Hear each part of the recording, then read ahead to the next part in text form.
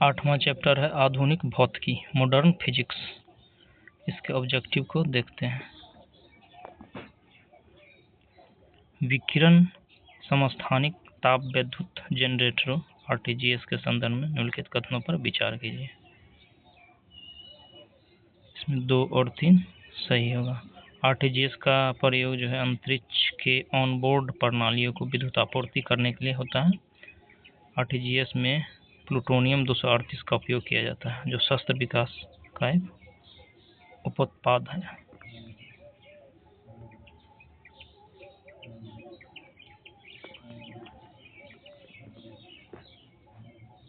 दो और 3 सही। आरटीजीएस का प्रयोग अंतरिक्ष यानों के ऑनबोर्ड प्रणालियों को विद्युत आपूर्ति करने के लिए होता है। आरटीजीएस में प्लूटोनियम 238 का उपयोग किया जाता है, जो शस्त्र विकास का उपोत्पाद है।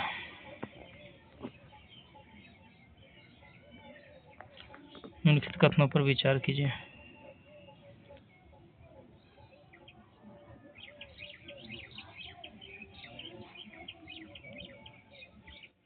बृहत तारे वामन तारों की तुलना में अधिक समय तक अस्तित्व में बने रहते हैं।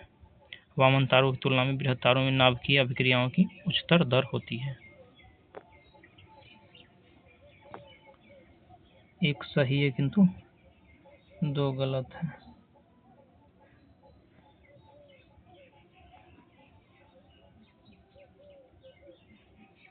कथन 1 सही है। बृहत तारे वामन तारों की तुलना में अधिक समय तक अस्तित्व में बने रहते हैं। ब्रह्मांड में पल्सर क्या है? पल्सर घूमते न्यूट्रॉन तारे हैं। पल्सर ब्रह्मांड में पल्सर घूमते न्यूट्रॉन तारे हैं। मैनहट्टन परियोजना क्या है? मैनहट्टन परियोजना एक अनुसंधान और विकास उपक्रम है जिसने पहले परमाणु हथियार का उत्पादन किया। मैनहट्टन परियोजना एक अनुसंधान और विकास उपक्रम है जिसने पहले परमाणु हथियार का उत्पादन किया।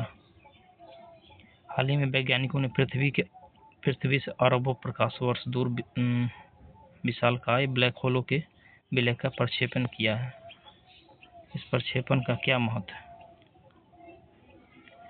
गुरुत्वीय तरंगों का अभिज्ञान हुआ है। गुरुत्वीय तरंगों का अभिज्ञान हुआ है।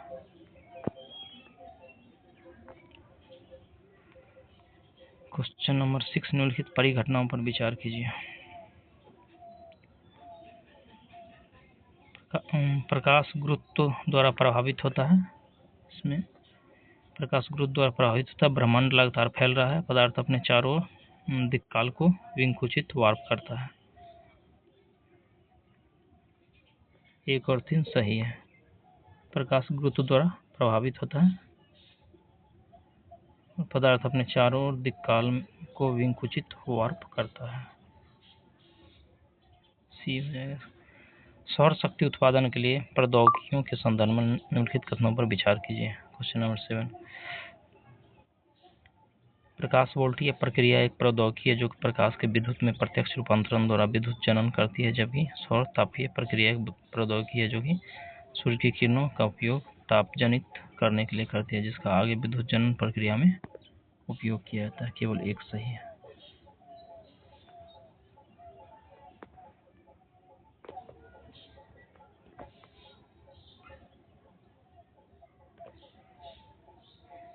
क्वेश्चन नंबर 8 कुछ लोगों का सोचना है कि तेजी से बढ़ रही ऊर्जा की जरूरत पूरी करने के लिए भारत को थोरियम को नाभिकीय ऊर्जा के भविष्य के ईंधन के रूप में विकसित करना चाहिए। इस संदर्भ में थोरियम यूरेनियम की तुलना में कैसे अधिक लाभकारी है? 1, 2, 3 तीनों सही है। प्रकृति में यूरेनियम की तुलना में थोरियम के कहीं अधिक भंडार है। उत्खनन प्राप्त खनिज से मिलने वाला प्रति इकाई द्रव्यमान ऊर्जा की तुलना की जाए तो थोरियम प्राकृतिक यूरेनियम की तुलना में कहीं अधिक ऊर्जा उत्पन्न करता है। थोरियम यूरेनियम की तुलना में कम नुकसानदेह अवशिष्ट उत्पादित करता है। 1, 2, 3 तीनों सही है। एक नाभिकीय रिएक्टर में भारी जल का क्या कार्य होता है? एक नाभिकीय रिएक्टर में भारी जल का कार्य न्यूट्रॉन की गति को कम करना होता है। न्यूट्रॉन की गति को कम करना।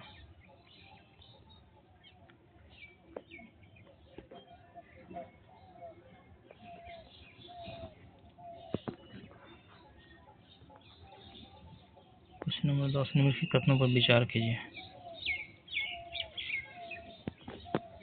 प्रत्येक विखंडन अभिक्रिया में अपेक्षाकृत अधिक न्यूट्रॉन निर्मुक्त होते हैं। न्यूट्रॉन विखंडन प्रक्रिया में तुरंत हिस्सा लेते हैं। द्रुत न्यूट्रॉन ग्रेफाइट द्वारा धीमे किए जाते हैं। विखंडन प्रक्रियाओं में निर्मुक्त हर न्यूट्रॉन आगे और विखंडन की शुरुआत करती है। इसमें 2, 3 और 4 सही हो जाएगा। 2, 3, 4 यानी न्यूट्रॉन विखंडन प्रक्रियाओं में तुरंत हिस्सा लेते हैं। द्रुत न्यूट्रॉन ग्रेफाइट द्वारा धीमे किए जाते हैं। विखंडन प्रक्रिया में निर्मुक्त हर न्यूट्रॉन आगे और विखंडन की शुरुआत करता है। क्वेश्चन नंबर 11, निम्नलिखित में कौन सा एक रेडियो एक्टिव नहीं है? रेडियो एक्टिव जर्कोनियम नहीं है। जर्कोनियम नहीं है। एस्टेटाइन है, फ्रेंसियम है, ट्रिटियम है। नाभिकीय रिएक्टर और परमाणु बम में क्या अंतर है? नाभिकीय रिएक्टर और परमाणु बम। नाभिकीय रिएक्टर में श्रृंखला अभिक्रिया नियंत्रित होती है। नाभिकीय रिएक्टर में श्रृंखला अभिक्रिया नियंत्रित होती है। किस कण पर शून्य आवेश होता है? शून्य आवेश न्यूट्रिनो पर होता है। न्यूट्रिनो। रेडियोधर्मिता के संदर्भ में निम्नलिखित कथनों पर विचार कीजिए। रेडियोधर्मिता, कौन सा कथन सही है? रेडियोधर्मिता एक नाभिकीय गुण है। सही है। नाभिकीय विखंडन के सिद्धांत पर हाइड्रोजन गलत है, केवल एक सही है। रेडियोधर्मिता एक नाभिकीय गुण है। गॉड पार्टिकल क्या है? God particle Higgs boson. God particle है हिग्स बोसॉन। 16, किसी नाभिकीय रिएक्टर की कार्य विधि में प्रयुक्त मूल वैज्ञानिक सिद्धांत जो है नियंत्रित नाभिकीय विखंडन है। नियंत्रित नाभिकीय विखंडन है। किसी नाभिकीय रिएक्टर की कार्य विधि में प्रयुक्त मूल वैज्ञानिक सिद्धांत नियंत्रित नाभिकीय विखंडन है।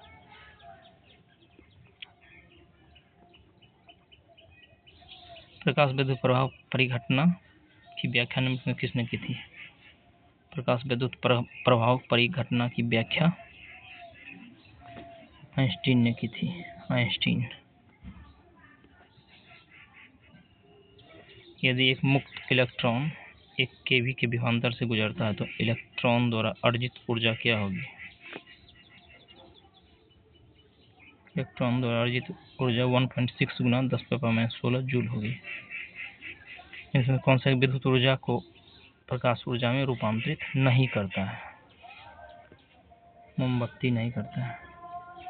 प्रकाश उत्सर्जक डायोड करता है, लेजर करता है, टेलीविजन रेट करता है, मोमबत्ती नहीं करता है। किसी एसी जनित्र जनरेटर तथा डीसी जनित्र में एक मूलभूत अंतर यह है कि एसी जनित्र में सर्पी वलय होते हैं जबकि डीसी जनित्र में दिक् परिवर्तन होता है। एसी जनित्र में सर्पी वलय होते हैं जबकि डीसी जनित्र में दिक् परिवर्तक होता है। पेयजल में गामा उत्सर्जक समस्थानिक है या नहीं, इसकी पुष्टि किससे की जा सकती है? प्रस्फुरण गणक से। प्रस्फुरण गणक से। पेयजल में गामा उत्सर्जक समस्थानिक है या नहीं, इसकी पुष्टि प्रस्फुरण गणक से की जा सकती है। निम्न विकिरण प्रकारों में से किसमें सर्वाधिक ऊर्जा होती है? सर्वाधिक ऊर्जा एक्सरे में होती है। एक्सरे।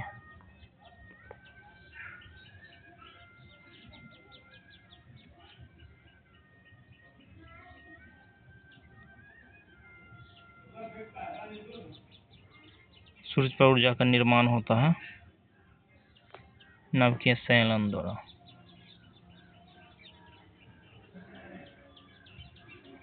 तारे अपनी ऊर्जा प्राप्त करते हैं नाभिकीय संयलन से और गुरुत्वीय संकुचन से। नाभिकीय संयलन से और गुरुत्वीय संकुचन से, यानी ये हो जाएगा।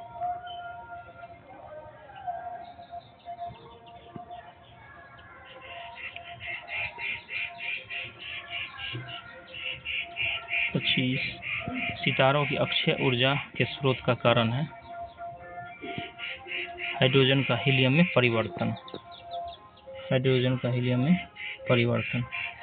एक कृत्रिम उपग्रह में विद्युत ऊर्जा का स्रोत क्या होता है? एक कृत्रिम उपग्रह में विद्युत ऊर्जा का स्रोत सौर सेल होता है। सौर सेल। इसमें कौन सा तत्व सोलर सेल में उपयोग किया जाता है? सोलर सेल में सिलिकॉन। फोटोवोल्टिक सेल संबंधित है। फोटोवोल्टिक सेल सौर ऊर्जा से। फोटोवोल्टिक सेल सौर ऊर्जा से संबंधित है। प्रकाश वोल्टिक सेल होते हैं। प्रकाश वोल्टिक सेल सौर सेल होते हैं। सौर सेल। यूरेनियम विखंडन की सतत प्रक्रिया को जारी रखने में किस कण की जरूरत होती है? न्यूट्रॉन की जरूरत होती है। न्यूट्रॉन। परमाणु रिएक्टर क्या है? परमाणु रिएक्टर आणविक भट्ठी है। परमाणु रिएक्टर आणविक भट्ठी। नाभिकीय संलयन रिएक्टरों के विषय में निम्नलिखित कथनों पर विचार कीजिए।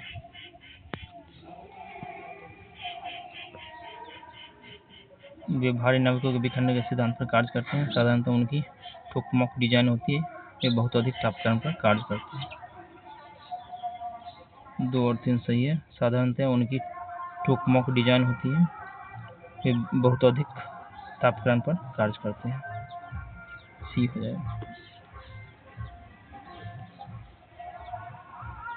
आधुनिक आयुर्वैज्ञानिक विज्ञान में नाभिकीय औषधियां नैदानिक और उपचार के प्रभावी उपकरणों के रूप में उभर रही है। ये वास्तव में क्या है?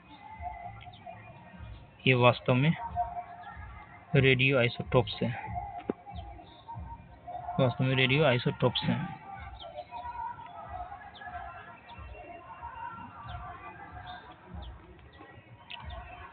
Question number 34। भारत में प्रचुर मात्रा में उपलब्ध महत्वपूर्ण नाभिकीय ईंधन है। थोरियम। किसका नाभिकीय ईंधन के रूप में प्रयोग नहीं किया जा सकता?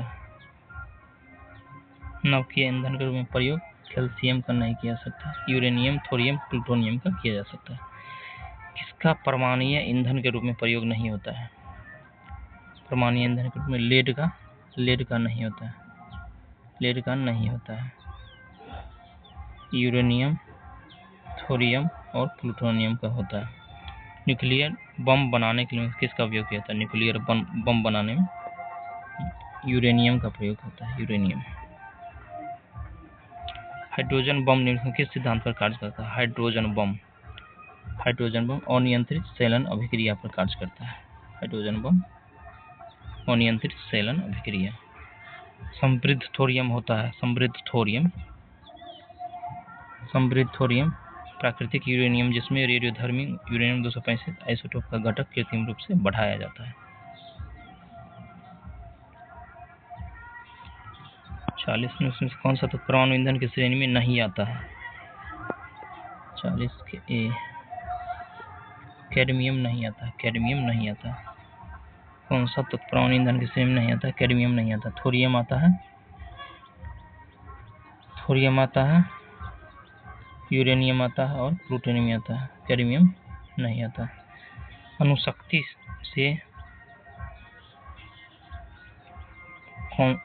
से संबंधित नहीं है। क्रोमियम नहीं है। क्रोमियम नहीं है। थोरियम है। मोनाजाइट है। बेरिलियम है। क्रोमियम नहीं है। Question number 32। भारत का प्रथम परमाणु संयंत्र कौन सा है? भारत का प्रथम परमाणु संयंत्र तारापुर है। तारापुर, महाराष्ट्र।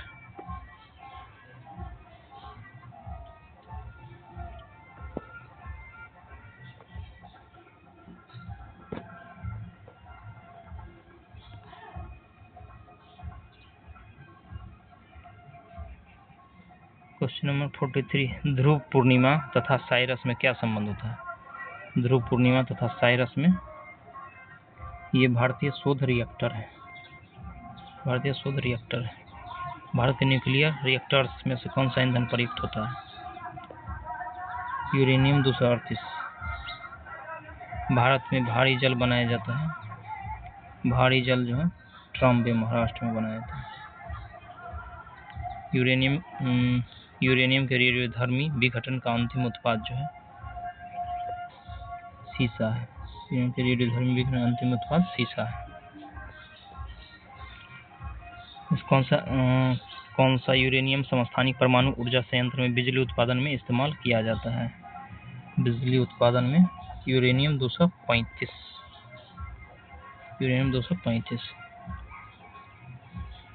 रेडियोधर्मी पदार्थ उत्सर्जित करता है। रेडियोधर्मी पदार्थ उपयुक्त सभी यानी बीटा अल्फा किरण, बीटा किरण और गामा किरण तीनों उत्सर्जित करता है। नाभिकीय रिएक्टर में किसे मंदक के रूप में प्रयोग किया था? मंदक के रूप में ग्रेफाइट का प्रयोग किया था, ग्रेफाइट। Question number 50। एक ब्रीडर रिएक्टर वह है